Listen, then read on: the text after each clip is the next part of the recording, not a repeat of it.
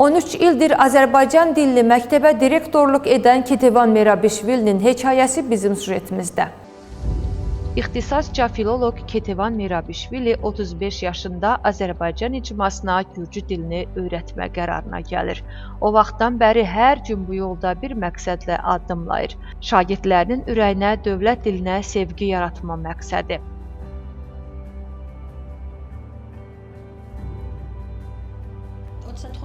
35 yaşımda qərar verdim ki, Marneoliyə gələrək qeyri-Gürcü dilli əhaliyə Gürcü dilini ikinci dil kimi öyrədim. Tezliklə imtahanlar məlum oldu. Elə həmin il imtahanı verdim və ondan sonra öz peşəmə xidmət edirəm. Marneoli bir saylı ictimai məktəbin müəlliməsi 13 ildir ki, məktəbə rəhbərlik edir. Qürurla qeyd edir ki, məhz direktor vəzifəsində çalışdığı dövrdə məktəbin infrastrukturu tamamilə dəyişdirilib.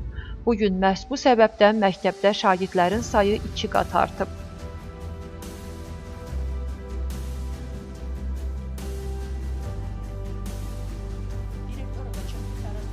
Direktorluq mənim üçün heç vaxt yalnız vəzifə olmayıb. Bu, gələcək nəslə xidmət etmə missiyasıdır.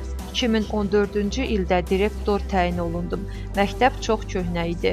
Həmin tədris ilinin sonunda məktəbdən köçdük. 4 il 8 saylı məktəbin binasında fəaliyyət göstərirdik. Təhsil Nazirliyinin dəstəyi ilə yeni binamız tikildi və yeni məktəbimizə köçdük.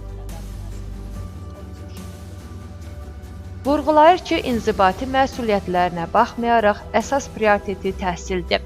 Tədris prosesində birbaşa iştirak ona şagirdlərin ehtiyaclarını daha yaxşı başa düşməyə, çətinlikləri təhlil etməyə və vaxtında cavab verməyə imkan verir.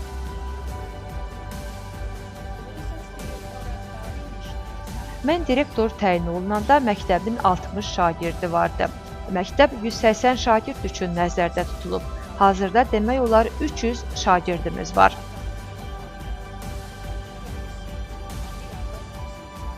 Mən müəllim kimi fəaliyyət göstərməkdən məmnunam. Yəqin heç vaxt yalnız direktor olmaram. Hər gün uşaqlarla ünsiyyətim var.